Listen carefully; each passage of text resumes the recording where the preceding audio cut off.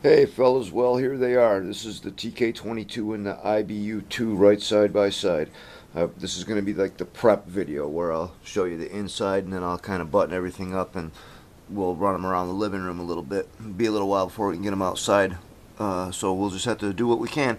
Now this one is the IMAX Tigen Full Metal Tiger 1 Early, and it holds the IBU2. You can see the installation.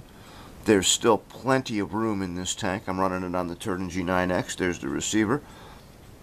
I've still got my volume switch in place there because I still don't have volume control from the transmitter, but I've got an idea about that. We're going to see what we can do. That'll be maybe later this summer. But there's lots of room in here. The IBU2 fit in really well. Now, I don't know if you can see it real well, but the IBU2 comes with 4 nice holes in each corner just for mounting. And those are metal screws, but they do have nylon washers underneath them just in case. And what I did was, inside these tanks, you'll find these little posts that hold all kind of stuff. On the older tanks, there were 2 down here in the middle that held your on-off and your volume switch. Now, I had to remove, that's on-off for smoke anyway, I had to remove 4 of those pins to make room for the IBU2 to sit in there. So I had them already threaded at one end anyway, so I just clipped them off flush, and then I shortened them up, and I actually made them into little legs. Those are just little legs sitting on the bottom of the IBU2, and I think later I might fasten the posts down with some glue so that I have actual mounting posts.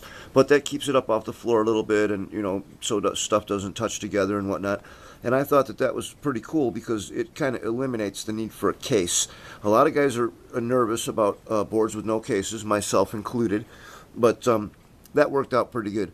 So that's the IBU2 in the Tiger tank. And then we move over to the Mado all-metal Panzer III. This holds the Clark TK22. Now, I did not use the pair of speakers that came with the package, primarily for space considerations. There's not a lot of room in this Panzer III. I don't know how I'd get an IBU2 in here.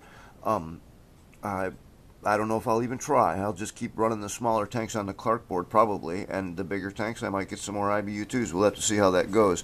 But this tank, when I got it, was the bare version with no electronics in it whatsoever. And I already had it running on both Henglong and Tigen electronics, and so I just kept the Tigen speaker in there. Now, as a comparison between the 2 sets of speakers, I found that this Tigen square speaker actually produces better volume than the pair of Mado speakers that came with the package. It seems like the sound quality is better on the pair, but I don't think that that's a speaker setup that I'm ever going to use on a regular basis. I'm still looking for a decent speaker, and I'm watching very carefully what all the guys are doing. I've seen all those links to the different speakers, and I'm checking them out.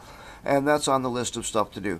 This tank also still does not have the XT60 connector permanently attached, but it will shortly because, like I say, because of space considerations, I'm going to run this one on LiPos all the time. I actually took out the 2 spring clips that hold the NIM batteries just to get them out of the way. Now, I've got the Clark board sitting inside an old lower case from an RX-18, which is just like the lower case on the Tigen MFU. It's almost like this board was made for it. It's just a little bit tight. So I just set it in there, and it's kind of on an angle right now, but it's in there okay, and it's not going to go anywhere. Now, this tank does not have the airsoft unit hooked up. The airsoft has been a problem with the Clark board, so some of the guys that have done a lot of work with Clark boards and airsoft, I'd really appreciate it if you'd chime in and give me any tips. I've got everything else hooked up except the airsoft. The problem is it seems like no matter what I do, it keeps running backwards. And now I'm pretty sure that from all that running backwards, I think I've damaged the airsoft unit, so I'll have to put a new one in there, but that's not a big deal. I'm also not going to use the slip ring in this tank. I'm going to save that for something else. So there are the 2 tanks, okay? And before we go on this prep video, there's one little thing I wanted to show you about. Now these, let me set this back in, actually 2 little things. Let me set this back, but first, this is the tripod I'm using to take these videos, okay? And I got it on Amazon for $13, and I thought it was a pretty good deal. That included shipping. That was delivered to my door. It's got this little deal here. The bottom or the top part of this is actually on the bottom of the camera right now. It's like a quick release, and that's very handy. It's a little on the flimsy side. I'll have to be careful with it, you know, but I take pretty good care of my stuff, so I think it'll last me quite a long time. So if anybody's looking for a good tripod, if you want to know about this one, just let me know and I'll post the link and you can check it out. So now I'll reattach the camera to the tripod. That's all it takes.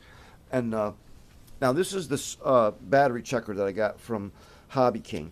And on the back, it tells you where the positive and the negative was. But once you've got it velcroed or sticky down on top of your battery, you don't see that anymore. So if you want to plug anything in there, you're not sure which side it goes on. So I wanted to mark the top, and what I came up with is something that I think I'm going to be using a lot in the future.